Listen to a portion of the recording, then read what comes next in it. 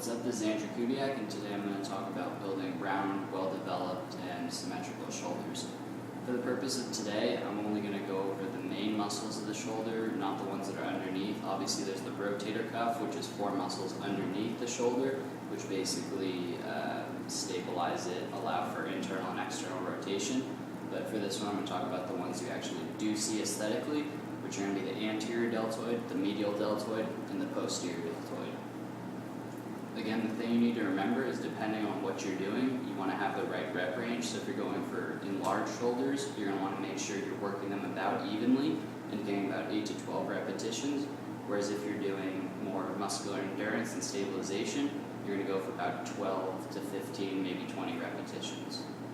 So the first thing is you want to think of shoulder training about gravity. So obviously your body is always pushing against gravity, so whatever part of your shoulder you're using is going to be whatever's facing against gravity. For example, the anterior deltoid, the front, works when you raise up like so, and then that's the way you're going to work that, whereas the medial deltoid is going to work when you raise your arm away from the body, which is called abduction, away from the midline of the body, while the posterior deltoid is going to work when you move back this way.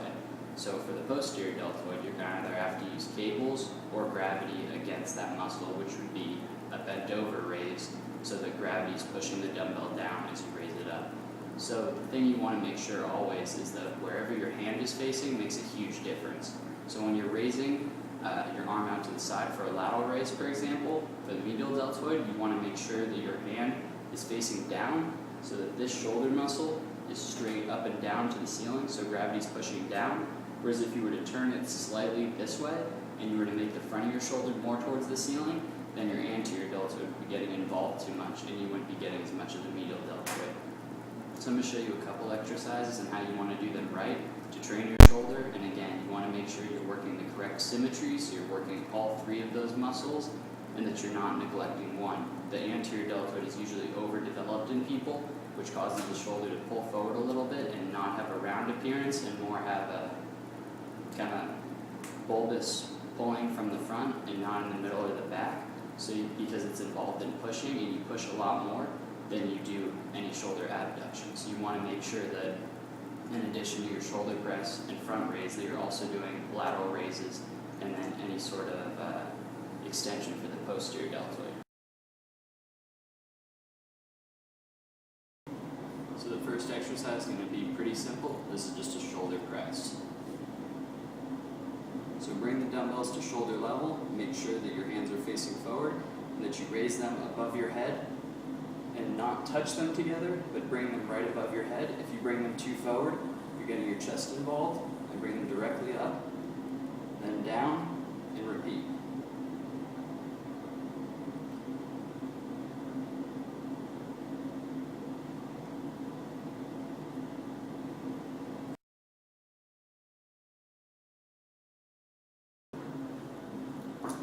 So for the medial deltoid, we're going to do a lateral raise. Again, make sure that your hand is facing down, so your palm is facing the floor. If you turn it up, you get your anterior deltoid involved, like the shoulder press or front raise, so you want to keep it straight down and just lift them directly out to the side. If you're standing, you keep them in front of your body for a little bit more range of motion, but if you're just starting, you want to make sure you're doing it seated or standing where you're stable, so your back doesn't arch and you don't have any imbalances or using momentum. So you want to bring them straight to the side, and then bring them up so they form about a 90-degree angle, and then back down.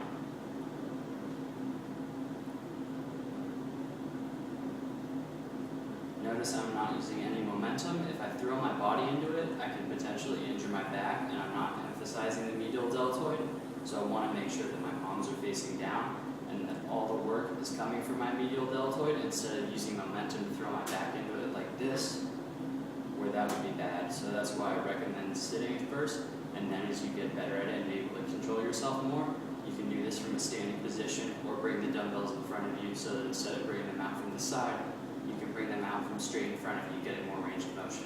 And that's the lateral raise for the medial deltoid.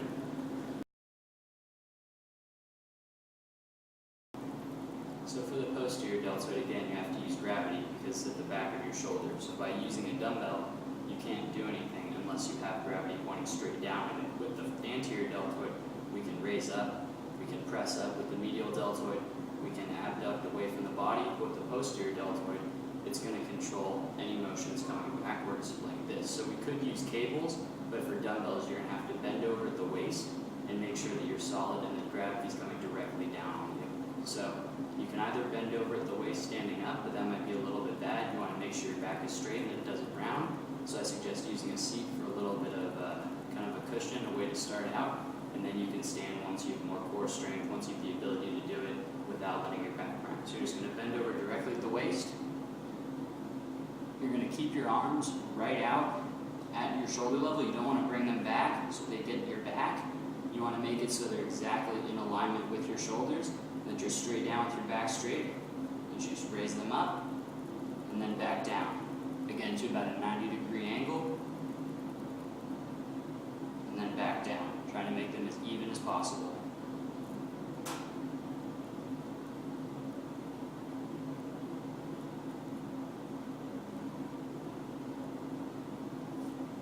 Again, the same thing could be done by standing, but it's a little more complex. If you're to stand, you just want to make sure your back is totally straight.